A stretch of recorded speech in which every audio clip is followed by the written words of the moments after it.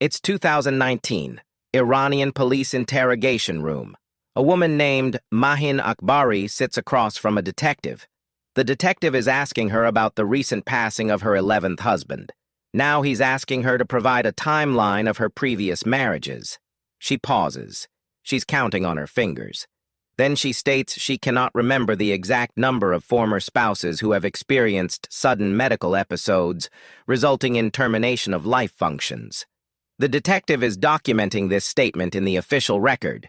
A person who cannot recall how many times they have been married typically has memory impairment or cognitive decline.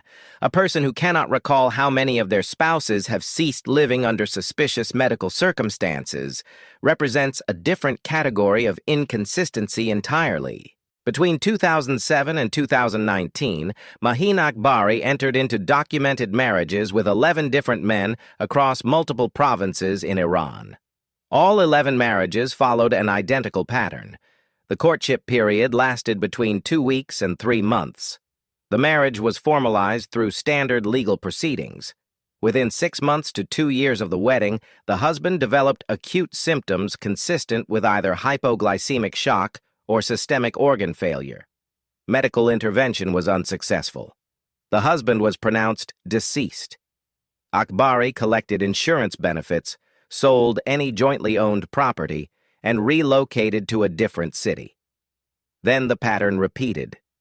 For 12 years, no law enforcement agency connected these incidents, no medical examiner flagged the pattern, and no background verification system existed that would have revealed to potential husband number 7 that husbands 1 through 6 had all experienced identical medical outcomes. Mahin Akbari was born in 1968 in a rural village in Loristan province, western Iran. Limited documentation exists regarding her early life. Census records indicate she completed primary education but did not attend secondary school. Her first documented marriage occurred in 1986 when she was 18 years old. That marriage lasted 14 years and produced 2 children. Her husband passed away in 2000 from what was documented as natural causes related to a chronic illness. This death, according to later investigation, was the only one in her marital history that did not involve suspicious circumstances. Her second marriage occurred in 2007. That husband experienced sudden organ failure 6 months after the wedding. This marked the beginning of the operational pattern that would persist for the next 12 years. The methodology Akbari employed remained consistent across all documented cases. She targeted men between the ages of 50 and 65, preferably widowers or divorced individuals living alone, men with limited family connections, or children who lived in other cities. She met them through traditional matchmaking networks or mutual acquaintances in local communities. The courtship was brief but intensive. She presented herself as a devout traditional woman seeking companionship and stability. Once married, she assumed control of household finances and medication management. This was not unusual in the cultural context. Many Iranian households of that generation operated with the wife managing domestic affairs, including medical care for aging spouses. The pharmaceutical method varied between 2 primary mechanisms. The first involved insulin or other glucose-regulating medications. Akbari would obtain prescriptions by claiming she had diabetes or by accessing medications prescribed to previous husbands. She would administer these substances in food or beverages in dosages sufficient to induce hypoglycemic crisis. The symptoms hypoglycemia presents as confusion, weakness, loss of consciousness, and if untreated, organ shutdown. In older men with existing health conditions, this could be attributed to natural medical decline. The second method involved methanol or industrial alcohol. These substances cause similar systemic toxic exposure effects, including metabolic acidosis, vision impairment, and multi-organ failure. Both methods share a critical characteristic. They mimic natural medical emergencies in older populations and are difficult to detect without specific toxicology screening that was not standard practice in rural Iranian medical facilities during this period. Husband number 2 passed away in 2008. Husband number 3 in 2009. Husband number 4 in 2010. Each incident occurred in a different city. Each was investigated as an isolated medical event. Iran's civil registration system tracks marriages and deaths, but in the time frame between 2007 and 2019, there was no centralized database that would flag multiple marriages by the same individual, followed by spouse mortality. Each provincial health authority operated independently. Medical examiners in one region had no access to death records from another region. And because Akbari relocated after each incident, no single community developed suspicion about a pattern. In 2014, Akbari married husband number 8, a 62-year-old retired government worker in Kermanshah province. 4 months into the marriage, he began experiencing severe gastrointestinal distress and neurological symptoms. His adult son, who lived in Tehran, received a phone call from Akbari stating his father had been hospitalized. The son traveled to Kermanshah and arrived at the hospital to find his father in critical condition. Doctors were treating him for suspected toxic substance exposure but could not identify the specific agent. The son remained at the hospital for 3 days. During that time, he observed Akbari's behavior. She showed minimal emotional response to her husband's condition. She asked the attending physician specific questions about the toxicology screening process, and she inquired about the timeline for death certificate issuance and insurance claim procedures. The father survived. This was the only documented case where the target recovered. After a 2-week hospital stay, he returned home. The son, now suspicious, urged his father to separate from Akbari. But the father refused. He stated he believed his illness was accidental, possibly contaminated food from a local restaurant. Akbari remained in the household. However, the son's intervention had disrupted the typical pattern. 3 months later, Akbari filed for divorce citing incompatibility. She left Kermanshah and moved to Mashhad in northeastern Iran. The father's life functions ceased from unrelated causes in 2016. But his son remembered the incident, and when he later saw news reports about Akbari's arrest, he contacted authorities and provided his testimony about the 2014 toxic exposure attempt. It's August 17th. Mohammed's adult son is arriving from Tehran. He's walking down the hospital corridor. He enters the room. His stepfather is in the bed, unconscious, connected to monitoring equipment. There's a woman sitting beside the bed. He looks at her face. Recognition hits immediately. This is the same woman who sat beside his own father's hospital bed 5 years ago in Kermanshah, the same woman who asked doctors about toxicology screening, the same woman his father nearly lost his life to in 2014. She's here, in this room, beside another dying man, his stepfather, a man he didn't even know had remarried. He turns. He exits the room. He's moving toward hospital security. He states he has reason to believe his stepfather is being systematically exposed to toxic agents. Mohammed's life functions cease on August 19th, but the hospital, now alerted to possible criminal activity, preserves biological samples and conducts extensive toxicology screening. The results indicate elevated levels of methanol and traces of insulin inconsistent with Mohammed's medical history. He had not been diabetic. Mahin Akbari is detained for questioning on August 20th, 2019. The interrogation room. The initial questions focus on Mohammed's cessation of life functions. Akbari states he had been ill for several months. She claims he had been treating himself with herbal remedies purchased from unregulated sources. She suggests those remedies might have been contaminated. The investigators shift topics. They're asking about her previous marriages. She provides inconsistent information. She initially states she had been married 4 times. They present civil registration records showing 8 documented marriages. She revises her statement. Then comes the specific question that will define the case. The detective leans forward. How many of your previous husbands are currently alive? Akbari pauses. 20 seconds of silence. Her eyes are moving. She's calculating. Then she states she is not certain. The investigation expanded rapidly. Detectives contacted civil registries across multiple provinces. They identified 11 marriages between 2007 and 2019. They located death certificates for 10 of the 11 husbands. They contacted surviving family members. And they requested exhumation orders for cases where biological samples could still be analyzed. Interviews with family members revealed a consistent pattern. Each husband had been healthy at the time of marriage. Each developed sudden illness within 6 months to 2 years. Each had granted Akbari control over financial accounts and medication management, and in multiple cases, family members reported that Akbari had discouraged hospital visits or second medical opinions, stating that traditional home care was more appropriate. Toxicology analysis on exhumed remains proved challenging. Decomposition had degraded many biological markers.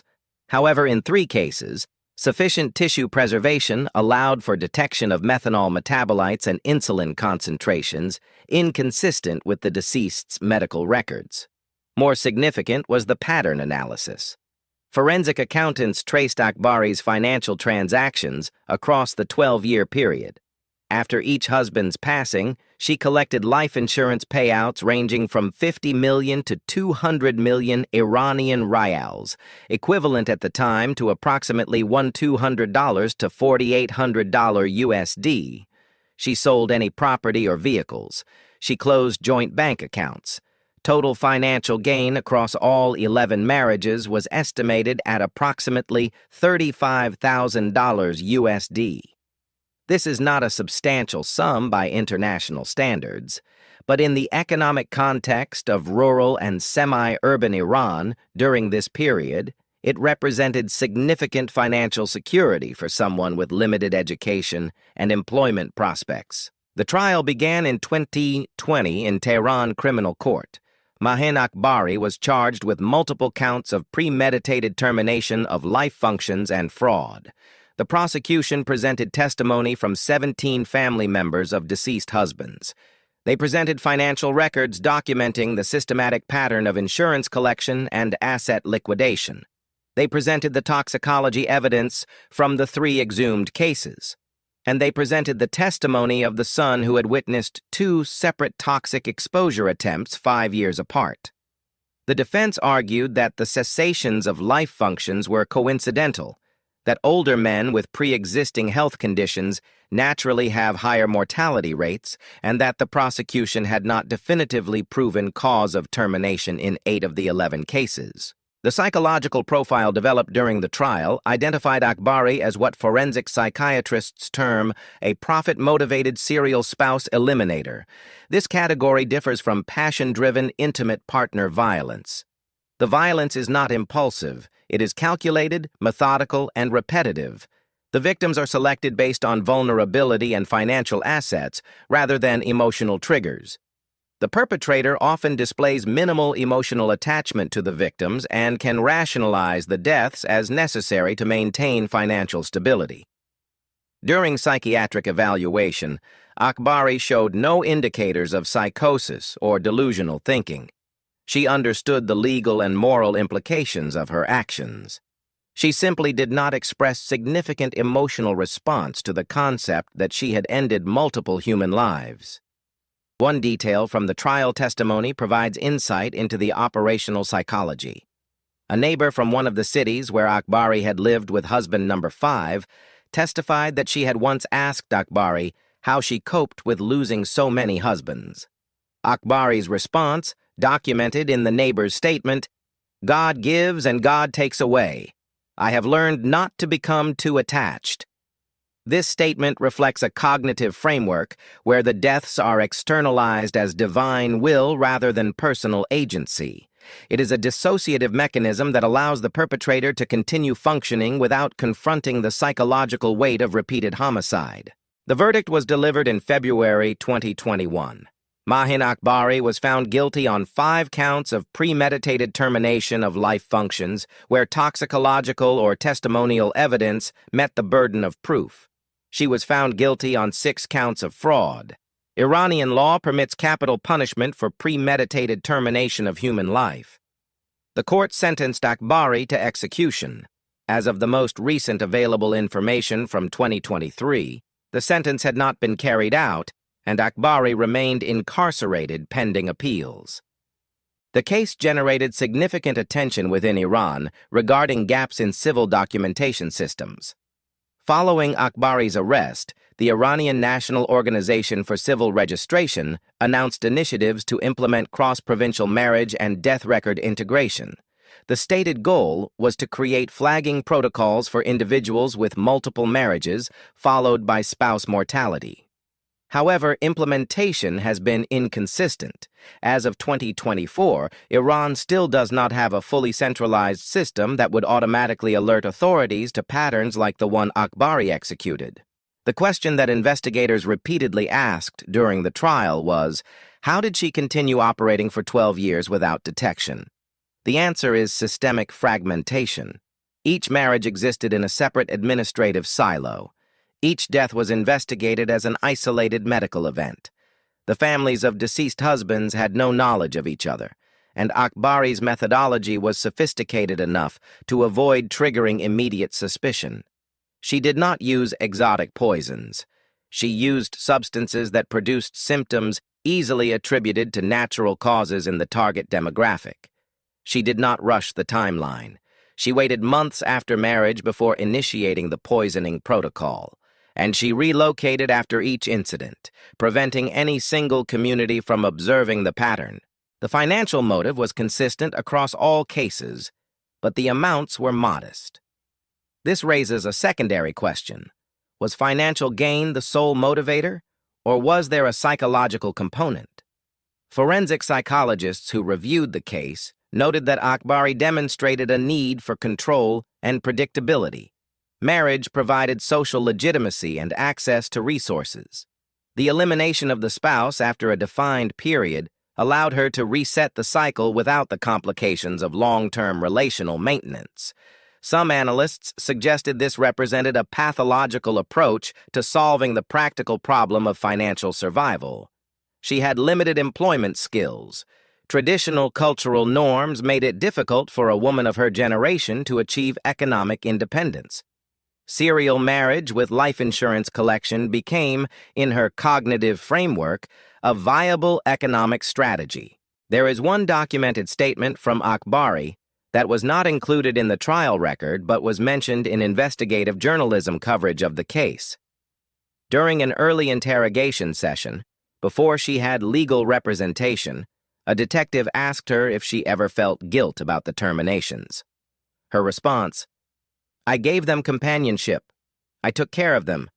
They were old and would have experienced cessation of life functions soon anyway. I simply facilitated an accelerated outcome." This statement reflects a rationalization pattern common in serial offenders who target vulnerable populations. The victim is reframed as already near biological termination, and the perpetrator's action is minimized as merely accelerating an inevitable outcome. The families of the 11 husbands were not a cohesive group prior to the investigation. They lived in different cities, had never met, and had no reason to connect their individual losses. After Akbari's arrest, several family members formed an informal support network. They shared their experiences. They discovered that Akbari had used nearly identical language when courting each husband. She had told multiple men she was from a respected family that had fallen on hard times. She had claimed to be an excellent cook and housekeeper. She had presented herself as someone who valued traditional marriage roles. These details, when isolated, were unremarkable. When aggregated, they revealed a script she had refined over 12 years and 11 iterations. The case also raised questions about the medical community's role in detection. In at least 4 instances, the dying husbands had been hospitalized. Doctors had treated symptoms of toxic substance exposure. But in the rural and semi-urban medical facilities where these cases occurred, comprehensive toxicology screening was not standard protocol. The tests that would have definitively identified methanol or insulin overdose were expensive and typically reserved for cases where incompatible substance administration was already suspected. Without family members raising alarms, and with Akbari presenting as a concerned wife managing her husband's care, Physicians had no reason to suspect foul play. The symptoms were consistent with complications from diabetes, heart disease, or organ failure common in the target age group.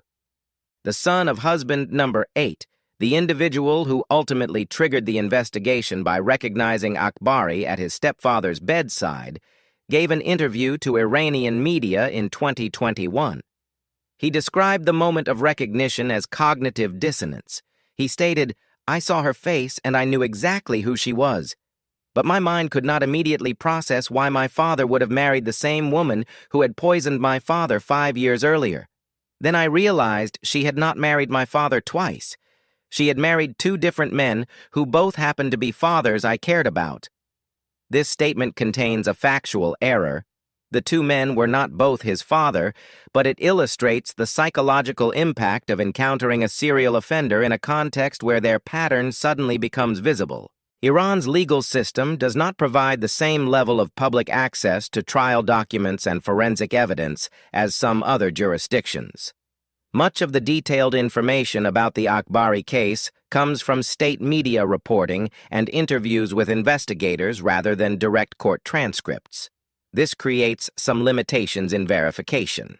However, the core facts, 11 marriages, 10 deaths, pattern of insurance collection, toxicological evidence in 3 cases, and conviction on 5 murder counts are confirmed across multiple independent sources, including government statements and legal filings. The methanol exposure protocol Akbari employed is particularly insidious because methanol is readily available in industrial contexts and produces a delayed toxic effect.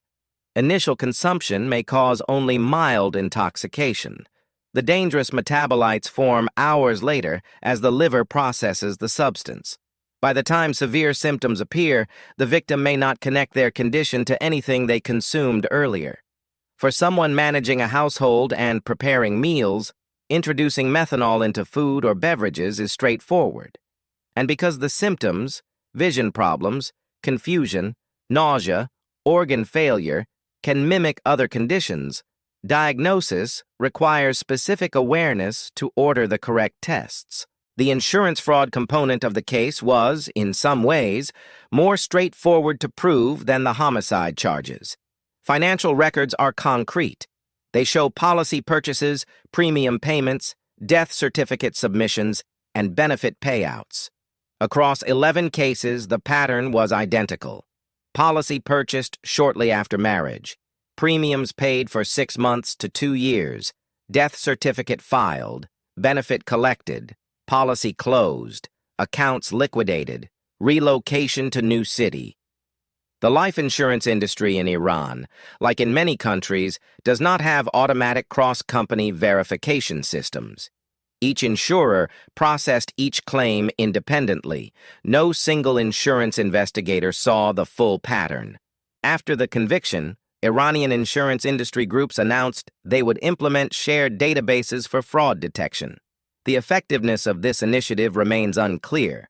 Insurance fraud, particularly life insurance fraud involving spouse mortality, is statistically rare enough that building comprehensive detection systems is economically challenging. The cost of the infrastructure often exceeds the amount saved by catching the small percentage of fraudulent claims. This creates a structural vulnerability that sophisticated serial offenders can exploit. Mahin Akbari's case is unusual, not because of the methodology. Administration of incompatible substances has been a domestic termination tool for centuries, but because of the scale and duration.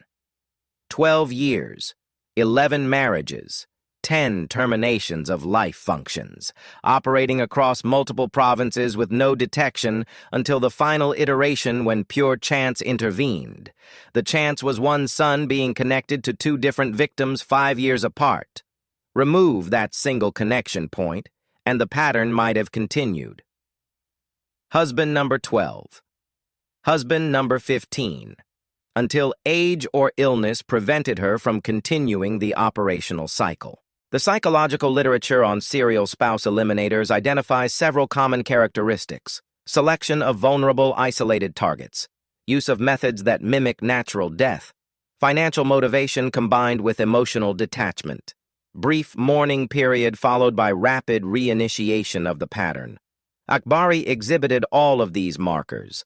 What remains debated is whether she represents pure instrumental violence, elimination of individuals to obtain resources, or whether there was a psychological gratification component.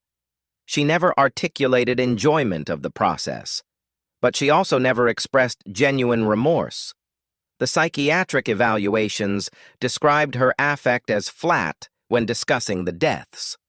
Not defensive, not distressed, simply matter of fact. One detail that emerged during family testimony: multiple husbands had expressed concern to relatives about Akbari's insistence on managing their medications.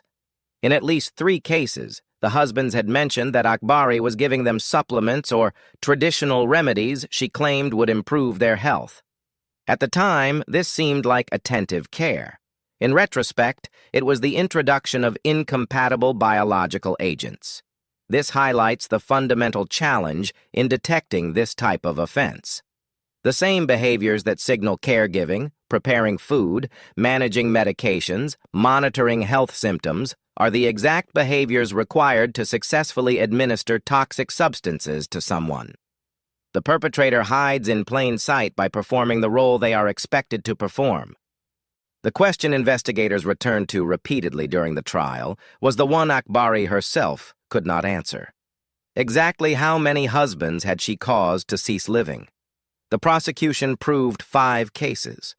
They established probable cause in 5 additional cases. One husband, number 8, survived. That accounts for 11 total. But Akbari's own statements were inconsistent. At various points, she acknowledged 4 marriages, 8 marriages, and in one interrogation transcript mentioned maybe 10 or 11. This lack of precision is not typical of someone with normal memory function. It suggests either deliberate obfuscation or genuine dissociation, where the individual events blurred into an undifferentiated pattern. The final statement in the trial record was delivered by the daughter of husband number 3. She addressed Akbari directly in the courtroom. "You sat at my father's funeral. You cried. You accepted our condolences. You told us he was a good man who would be missed, and now we know you were the reason we were burying him." This confrontation between victim family members and convicted perpetrators is a standard component of Iranian criminal proceedings.